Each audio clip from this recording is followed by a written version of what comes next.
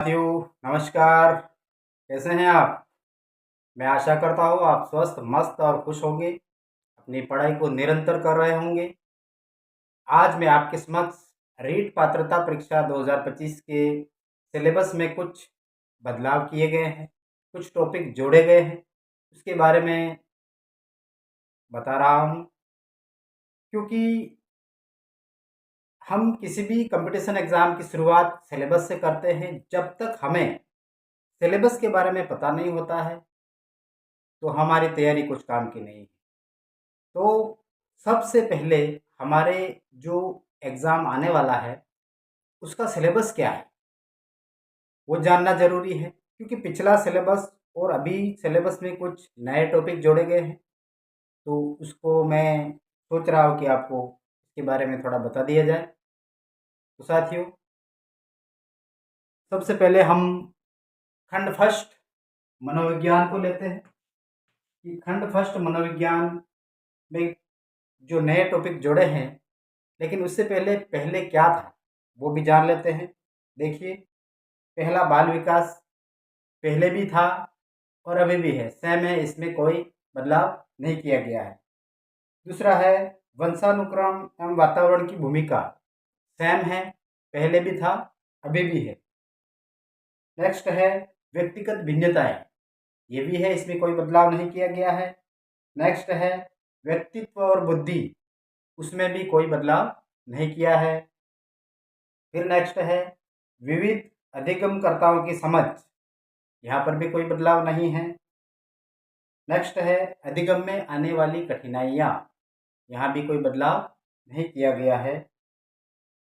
अगला है समायोजन की संकल्पना, यहाँ भी कोई बदलाव नहीं किया है। अगला टॉपिक है अधिगम का अर्थ एवं संकल्पना, यहाँ भी कोई बदलाव नहीं है।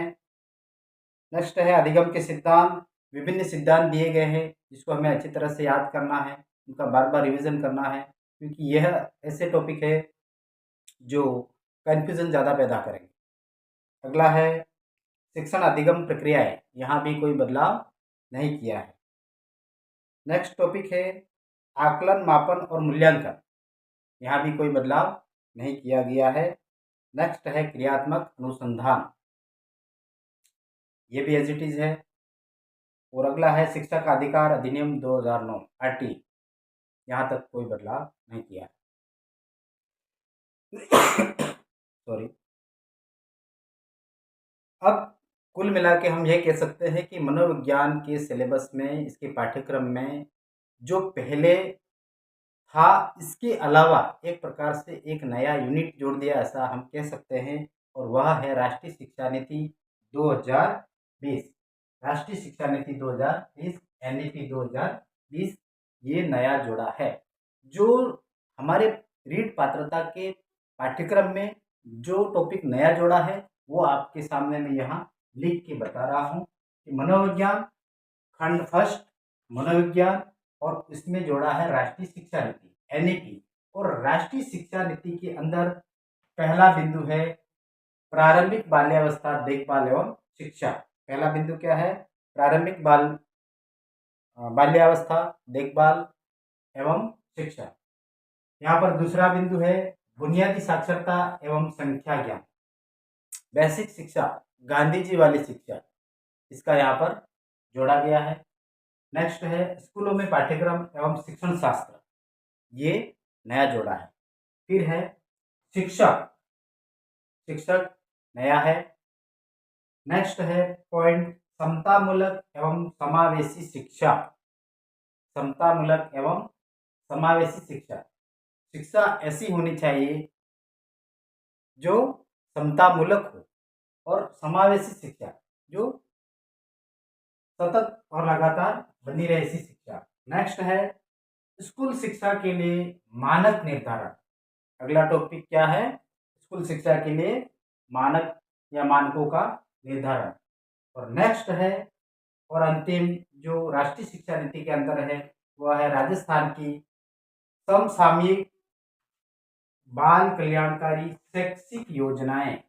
राजस्थान की सामयिक बाल कल्याणकारी शैक्षिक योजना, मतलब राजस्थान में जो शैक्षिक योजनाएं हैं वो बाल कल्याणकारी योजनाओं के संदर्भ में करंट टाइप जोड़ा गया है। तो इस प्रकार से मनोविज्ञान में राष्ट्रीय शिक्षा नीति में ये पॉइंट नए जोड़े हैं। इस प्रकार से हम कह सकते हैं कि यह एक नया यूनिट ही डाल दिया है।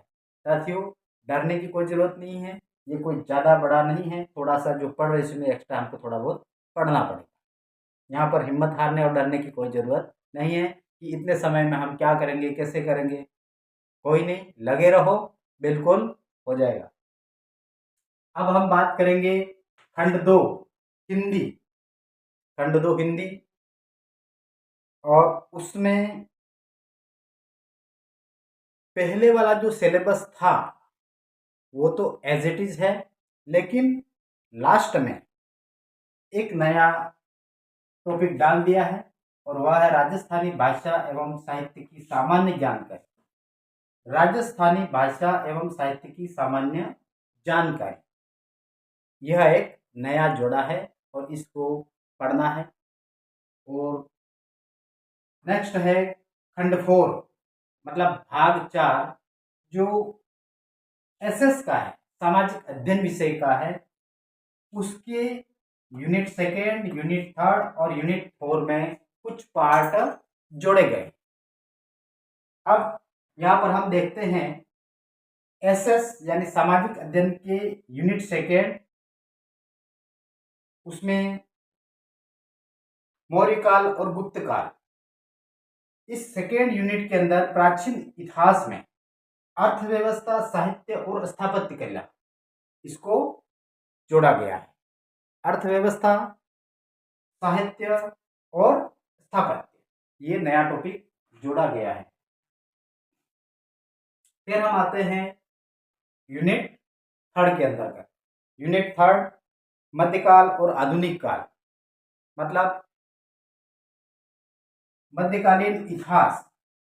इसमें नया जोड़ा है मध्यकालीन अर्थव्यवस्था एवं स्थापत्य कला, ये टॉपिक नया जोड़ा गया है। क्या जोड़ा है? मध्यकालीन अर्थव्यवस्था और स्थापत्य कला। और इसी में अगला टॉपिक जोड़ा है यूनिट 3 के अंदर ही, चोल साम्राज्य। मतलब हम यूं कह सकते हैं कि इतिहास में अर्थव्यवस्था, साहित्य और स्थापत्य, इसके अलावा चोल साम्राज्य को जोड़ा है, जो नया है। चोल साम्राज्य नया है। और फिर है मध्यकालीन अर्थव्यवस्था और स्थापत्य कला। ये 3 टॉपिक इतिहास में जोड़े हैं। अब हम बात करते हैं भूगोल यूनिट 4। भूगोल यूनिट 4, और इसमें जोड़ा है सिर्फ एक टॉपिक, पृथ्वी के प्रमुख परिमंडल।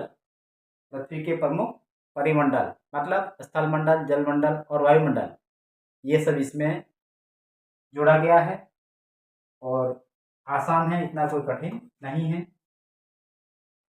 तो इस प्रकार से हम कह सकते हैं कि कुछ चेंजेस पाठ्यक्रम में हुए हैं। तो हमको अब अपनी तैयारी करने के साथ साथ जो नए पाठ्यक्रम के बदलाव हुए हैं उसके साथ हमें अध्ययन करना चाहिए। ठीक है साथियों, जय हिंद।